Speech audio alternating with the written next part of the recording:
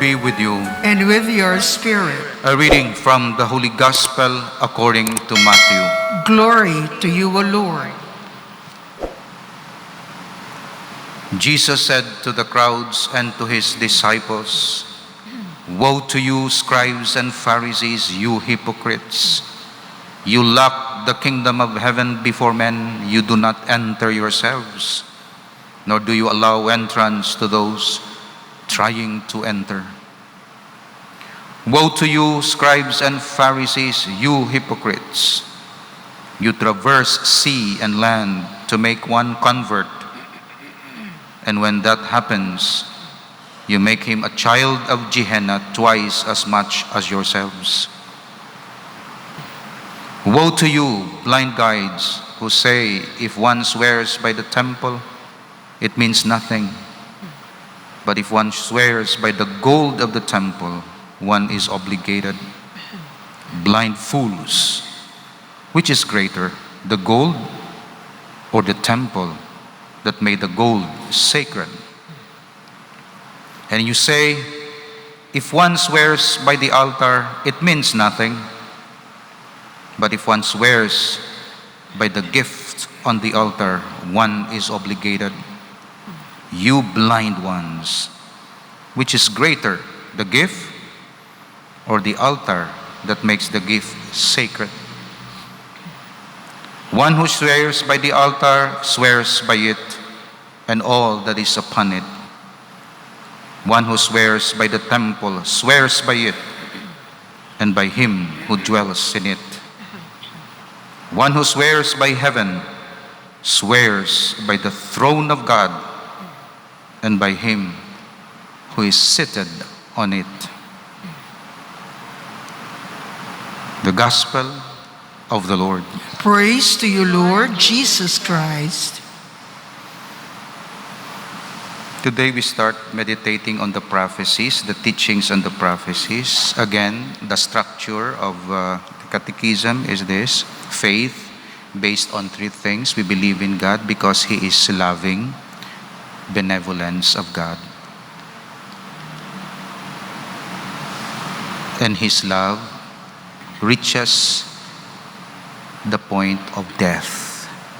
God so loved the world that He gave His only begotten Son. San Pablo nagsiling, kung ginhatag niya na ang bugto nga anak para sa aton, ano pagid ang hawiran niya kag hindi pagihatag sa aton?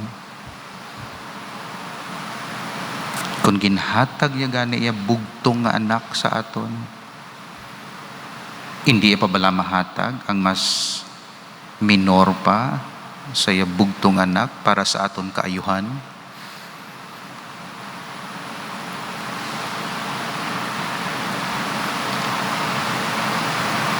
God is omniscient o omnipotent. Kang iya omnipotence pwede sa ordinary running or management of the world. Ang ordinary dominion, not domination, dominion over the world was entrusted to man, to humanity. Hambal sang Dios, hindi siya na mag-work, kamo na continue. That's why gin-entrust siya sa tao ang pag-take care sang world. Ordinary management, ordinary administration sa tao. Gina-empower niya lang ang tao. Gina-inspire niya, natagaan niya wisdom, natagaan niya sang virtues of patience, diligence, kung ano dira. Pero ikaw, probla sa aton, gina-delegate sa imo. Pwede ko man na mahimo, pero gina-delegar sa imo. Nagasalig ako sa imo. Kagang authority mo, authority ko. Delegar ko na sa imo. Kagamo nang ginhimo sang Dios sa creation story. Take good care, till the land. Cultivate the garden. Kuha ang mga tunok-tunok, ang mga higko para nga maglambo siya. Mamunga siya, magnami siya. I-arrange mo. Repolyo diri, ahos, do something amo na. Hindi mo pagpabayaan lang ang magtubo. Cultivate it. Imo na. Taga mo ng obras ang tao, gina-cultivate ya. Gina-harness ya ang power of nature, electricity, kag solar energy. Pero do not abuse it. Dominion, not domination. Have dominion over all creatures. Use ini, pero do not dominate, do not abuse. The fishes of the sea, the birds of the air, and all the cattle of the land. Kanagambal lang Diyos, see, hindi kagid madulaan because ang tanom, butangan ko siya sang power to reproduce itself, the seed-bearing tree. Basta tatapon mo lang siya, may power siya to reproduce. Malaya siya, mawither siya, pero may sunod na seed and fruits. Hindi lang pag-abusari, hindi pagpilitagid. Hala, birahan mo da sa mga insecticide, gagano ate. Tapos kagid, moderate lang. Tungod ang ginadumdum mo, ganan siya. So hala, sige nga tuon, nga manipulate. Pero in view of money and profit, not in view of the next generation, the welfare of the next generation. Amo ng ordinary management sang Dios, ang iya omnipotence. Of course, ang iya special work sa tao, gid, not sa nature. Ang Holy Spirit yan nag-work dira sa aton. Kita ang gina-reform, gina-recreate. May extraordinary intervention ng Diyos, kag-ambal naton miracles. That's why ang naga-distinguish sa ordinary grace of God kag sa miracles, ang miracles extraordinary intervention.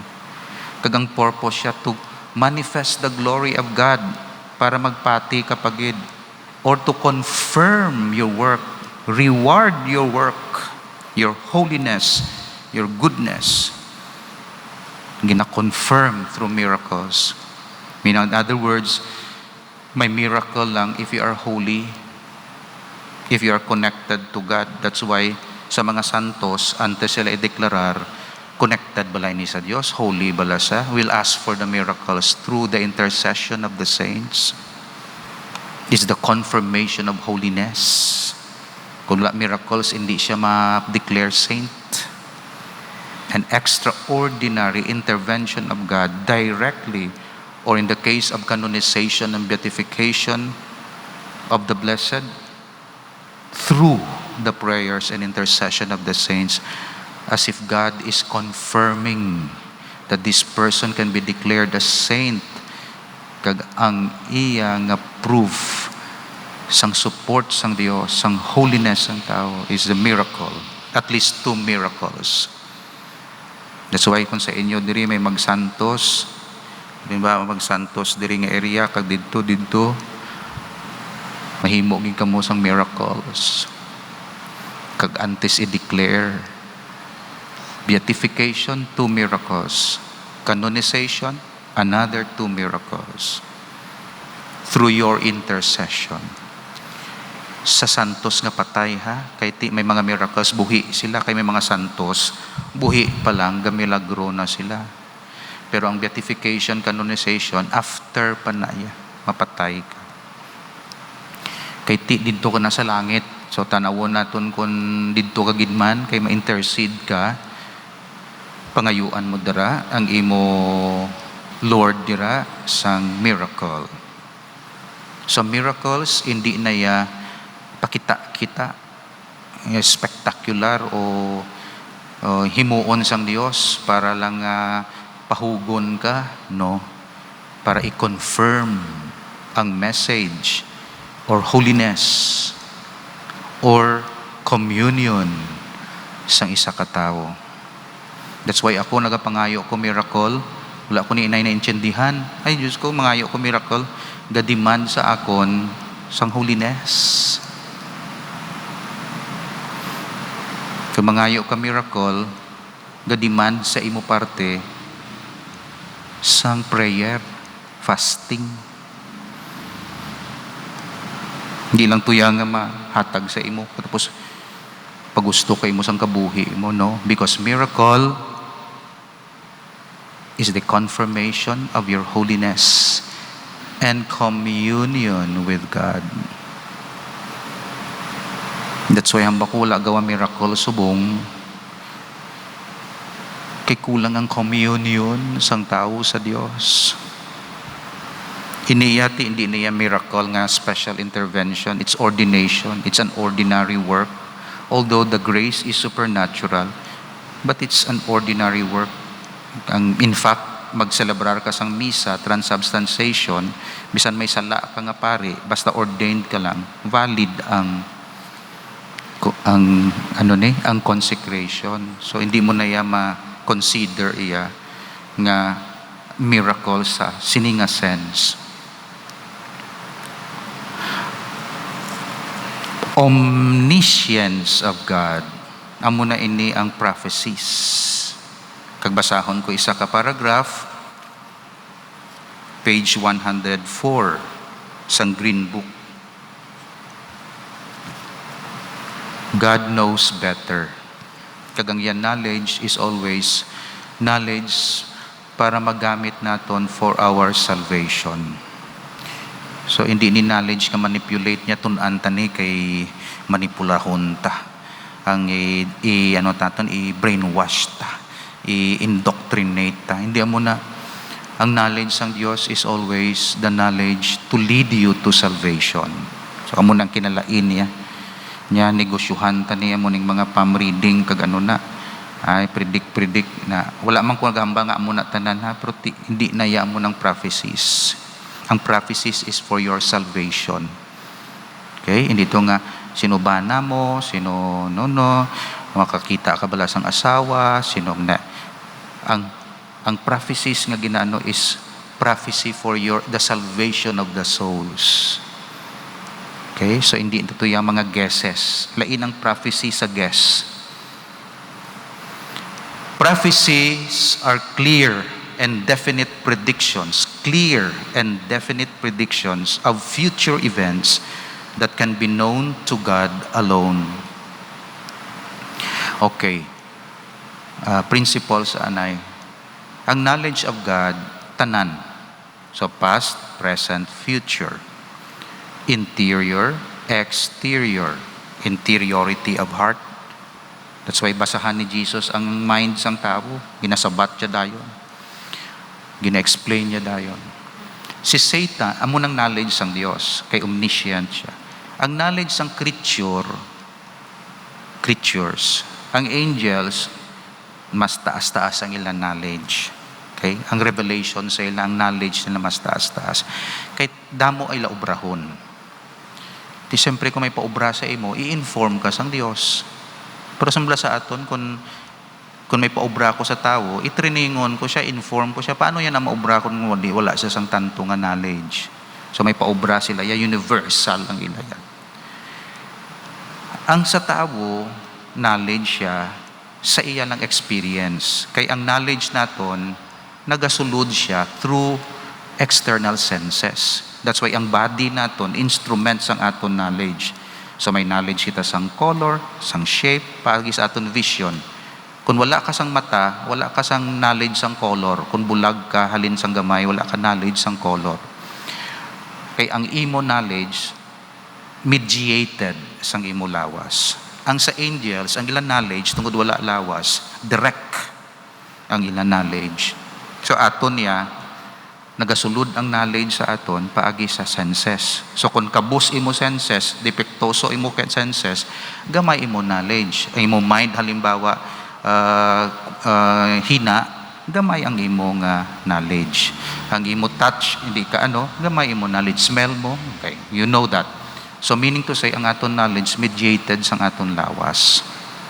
Ang knowledge sang Dios ya, hindi. Now si Satan may knowledge man kay angel na siya mo, fallen angel. Pero ang iya knowledge external. Wala ginhatag sa iya ang knowledge sa interiority sang tao, sa conscience sang tao. Si Satanas hindi kabasa sang akon sulod. Nabasahan niya ang akong behavior. Ma-analyze siya ang akong actuations, ang akong weakness, paagi sa akong conduct. Pero wala siya sang knowledge kung ano ang akong conscience. That's why, kutob lang siya sa temptation, insinuation, persuasion. Kaya kung may knowledge siya sa akong conscience, Diyos siya. That's why, ang pari, nga mamati sa inyong konsensya sa confession, may seal of confession, kay sobra pang knowledge mo kay Satanas. Kaya nga, gina-reveal sang tao sa imong konsensya, nga iya lang na sang Dios. Nga, Father, bless me for I have sinned, amuning natabo sa ako, no, sa sulod ko, gaamo ko sinina. That's why, ginapasaraduhan sa baba sang pari parta sa confession, because it's the realm of God. Bisan si Satanas, wala sina. Sa confession mo lang nabatian, kung i-open mo ang sanctuary, sang imo conscience. That's why ginapasulod mo ang pari sa konsyensya mo. Kapin pa kung sincero ang imo nga confession. That's why ang knowledge sang pari sa confession, knowledge sang imo conscience. Kag ginabawalan, ginaipanugid sang pari. Tama niya kasagrado. Bisan kortehon pa ng pari, hindi mo na yan masabpi na. Nya ano tunging kumpisar ni sister so and so? Di, mambalang pari, no, sacramental ina, it's a conscience matter, confessional matter. Si Satanas, wala sila. Wala siya sang knowledge sa aton, sa sulod. Knowledge siya, makita. Pero sang knowledge ko sa inyo, wala ko knowledge kung anong sulod sang heart ni Ma'am Padilla. Pero patterns of behavior mas ma-analyze ang psychiatrist kag psychologist. May mga checklist na sila, mabalaan na da. Pero ambal mo masulod yung gini mo konsyensya, no? Kaya ang konsyensya, iya lang sang Dios. Wala yan naging hatag. Bisan sa mga scientist, kag sa mga bisan ikaw gani mismo mong kulang pa knowledge mo dira. Kay Dios lang na. That's why si Satanas, hindi kabalo ko nara sa imo. That's why, hindi mo pagpanugid. Panugid mo lang sa confession. Kaya kung ipanugid mo sa iba na, nag-externalize. That's why, di ba may, hindi ka mo kay ang four walls, may dulunggan na. That's why matters of morals, kag conscience, tagua, sa confession lang na, sa imo lang na prayer. Kag sa prayer mo, hindi mo pag-ibungat unless testimony. Hindi ka balo si Satanas, ikaw lang kagang Dios. Pero may pang baba mo, magamo ko na. That's why yung mga medyane, kag mga instrument kung kaisa, inasulod kita sang panulay, open ang door.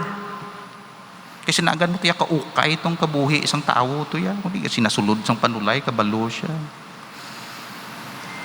Nawalwal mo to ya, kung di balaan to sang panulay.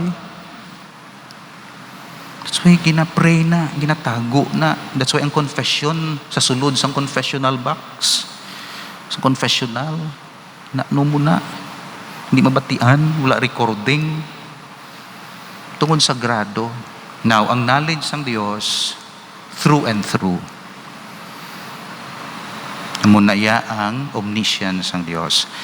Now, may ordinary knowledge, kag may extraordinary. And ang extraordinary, gina-reveal ya sa prophecies, kag prediction sang future. So, dira lang ko anay, nabutang diri, prophecies may be called miracles of the omniscience of God, as distinguished from miracles of His omnipotence. For prophecy requires an acquaintance with the heart of man, such as God alone possesses. Tanawa bala, arag na sa Bible. Isaiah chapter 51 verse 23. Because prophecies requires an acquaintance with the heart of man, such as God alone possesses. The oracles of the heathens or the pagans correspond to the false miracles of which we have already spoken. They were mostly obscure and sometimes ambiguous, as when the oracle of Delphi told Croesus that if he crossed the river Halis with his army, he would destroy a mighty kingdom, but did not say whether the kingdom was to be his own or that of his enemies. So ang prediction sang Dios siya hindi vague, kundi precise. Niya may babayi nga mga busong ulay, mahal nga Birhen Maria. Niya maguba ining syudad sang Jerusalem. Amo ini. Niya maabot ako sa liwat, second coming. Muna. Nga ang anak sang Dios hindi hari nga gapungko sa palasyo, kundi hari nga ilansang sa krus, suffering servant.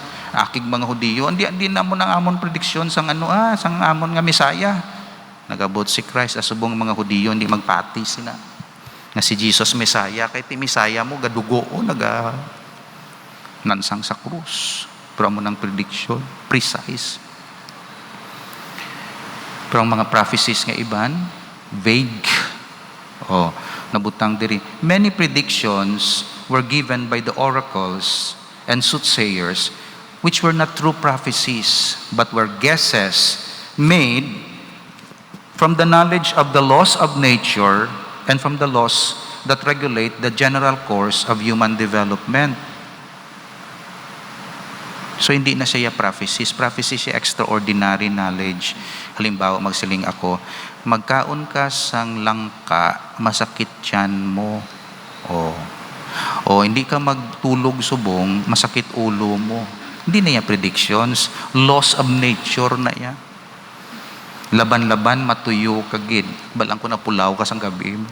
Ay, balaan mo, Father, balaan may prediction. No, hindi na yan prediction. Knowledge na iya sa law of nature. Amo na iya ang madangtan lang sang tao. Knowledge sa law of nature, ka makapredict siya. Pero ang iya prediction, hindi mag-extend sa 1,000 years. Ang iya prediction, mga semana lang, bulan lang. In other words, may bagyo sa 2050, mabalaan mo, 2050, may bagyo, hindi iya mapredict. Ang iya bagyo, sa study lang sa NASA. Pila ka weeks, pila ka days. May LPA na. Ito hindi na yan predictions, knowledge, science na yan. Ang predictions siya sang Diyos, extraordinary, precise. May date pa na gani, may place pa na, may description. Babalaan mo na nga iyan na sang Diyos. Okay? Halimbawa, di sino mga presidente sunod sa Pilipinas? Kadtuin nyo bitong nagapang pakot, taga diin, babae, lalaki. Hindi yan namambal. Kaya nga, hindi precise, just a guess. Trends. Science trends.